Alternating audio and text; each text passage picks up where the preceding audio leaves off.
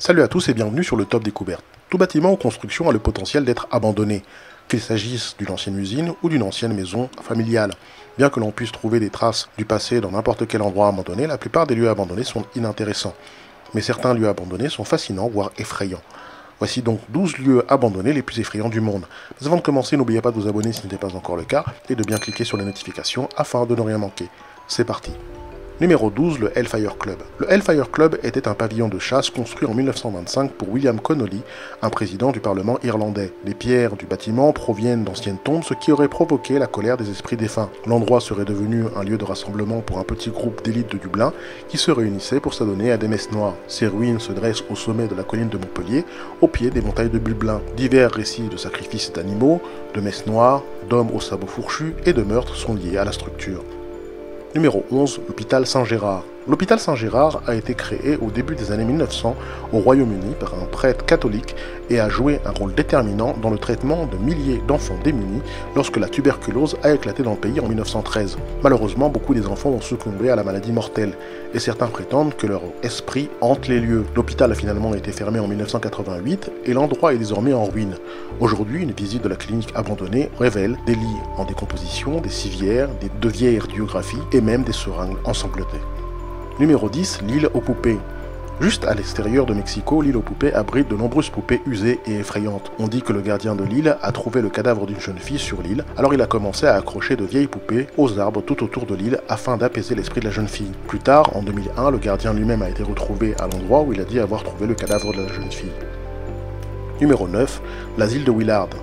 Cet hôpital a ouvert ses portes en 1869 sous le nom de Willard Asylum for Chronic Insane à New York. Le premier patient était une femme nommée Mary Roth qui avait passé les 10 années précédentes de sa vie enchaînée dans une pièce. L'asile a aidé à améliorer son état et en 1890, l'hôpital comptait plus de 2000 patients. À cette époque, l'établissement était devenu autosuffisant, les patients cultivaient leur propre nourriture et s'occupaient de leurs propres soins médicaux. Il y avait même une morgue, un cimetière et un bowling sur place. Une vaste campagne de réforme médicale s'est produite dans les années 90, conduisant à la fermeture de l'asile en 1995. Plus de 50 000 patients ont connu l'asile de Willard et beaucoup y sont décédés. Depuis que l'asile a fermé ses portes, il est devenu largement reconnu comme un lieu hanté.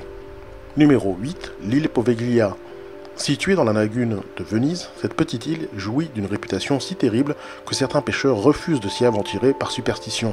À travers les âges, Poveglia a été le rendez-vous de tous les Vénitiens frappés par le sort. Au XVIe siècle, l'île est transformée en lazaret, un lieu d'isolement pour les malades de la peste, et serait ainsi devenue la dernière demeure de 160 000 personnes. L'île restera un lieu de quarantaine jusqu'à la Seconde Guerre mondiale, où elle sera occupée par les troupes et utilisée pour entreposer les corps des victimes. Après la guerre, un hôpital psychiatrique est bâti sur l'île, et on commença à murmurer dans les rues de Venise que les pensionnaires n'étaient pas les seuls habitants de l'île. Les patients de l'Institut auraient commencé à voir des fantômes des victimes de la peste qui hantaient les lieux. Le directeur de l'hôpital, sceptique, aurait ainsi décidé de mener des expériences sur ses patients afin de les soigner de leur vision, jusqu'à ce que lui-même soit témoin de ces apparitions macabres et il se serait suicidé à la suite de cela. Depuis, l'île est abandonnée et n'est accessible que si vous arrivez à convaincre un batelier de vous y conduire. Numéro 7, Pripyat. La tristement célèbre catastrophe de Tchernobyl en 1986 a laissé une ville entière, qui comptait autrefois près de 50 000 habitants, complètement abandonnée. En raison de grandes quantités de radiation qui se sont échappées lors de cet événement terrifiant, la ville restera à coup sûr abandonnée pendant des centaines d'années. Tchernobyl a été le pire accident nucléaire de l'histoire. Bien que seuls 2 décès soient survenus au cours de cette catastrophe, des centaines de milliers de personnes et d'animaux de la région auraient été gravement malades suite à l'exposition aux radiations. Numéro 6, Oradour-sur-Glane.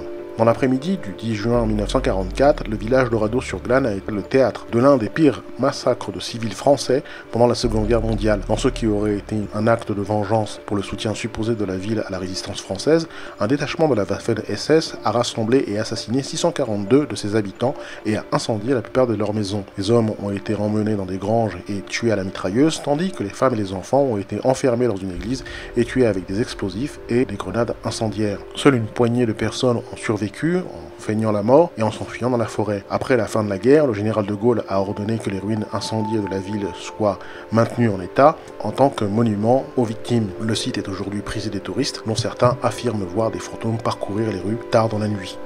Numéro 5, l'Eastern State Penitentiary. Construit en 1829 par le Commonwealth de Pennsylvanie, le Eastern State Penitentiary fut à l'époque la plus célèbre et la plus coûteuse prison du monde. Pionnière dans la pratique de l'isolement total des prisonniers, elle a incontestablement influencé l'histoire pénitentiaire des États-Unis. Son objectif premier était d'inspirer le remords ou le regret sincère dans le cœur des prisonniers, et la pratique de la torture y était monnaie courante. Par conséquent, nombreux sont à penser que les fantômes des hommes ayant vécu l'enfer en ces murs viennent hanter les lieux où l'atmosphère y est désagréablement lourde. Malgré tout, ce sont près de 300 000 visiteurs qui viennent s'y aventurer chaque année avec la curiosité morbide d'apercevoir des visages ou des ombres tourmentées au travers des cellules sombres.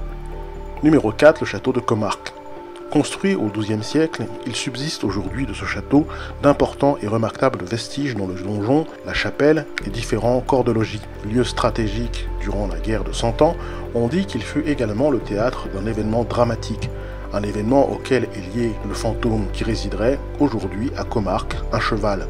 L'histoire se déroule au moment où le comte de Comarque et le baron de Bénert se disputaient les domaines alentours. La légende raconte qu'un jour, la fille du comte de Comarque tomba amoureuse du fils de la famille rivale. Le père, fou de rage, leur tendit une embuscade. Le garçon fut prisonnier pendant plusieurs mois dans le donjon du château, puis décapité. Depuis, plusieurs personnes affirment que le cheval de la victime erre entre les vestiges à la recherche de son maître. Les apparitions ont notamment lieu les soirs de pleine lune. On raconte même que toutes les personnes ayant voulu voir le fantôme seraient mortes de façon étrange.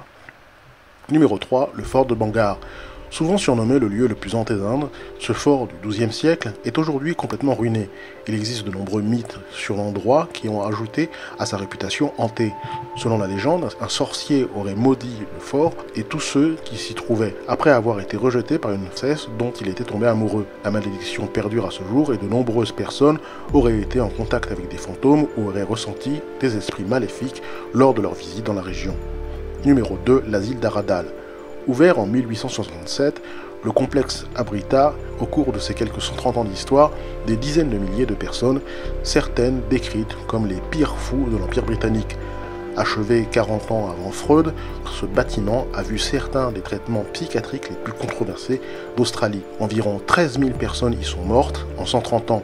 En conséquence, Aradal est considéré comme l'un des endroits les plus hantés d'Australie. Numéro 1, la maison Winchester.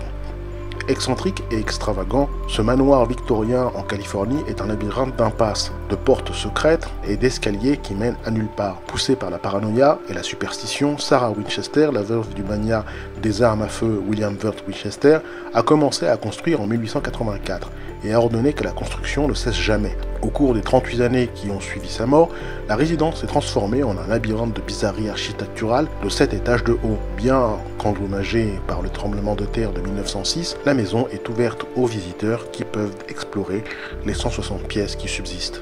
Voilà qui termine cette liste, j'espère que ça vous a plu. N'hésitez pas à cliquer sur le bouton like et à vous abonner si ce n'est pas encore le cas. A très bientôt.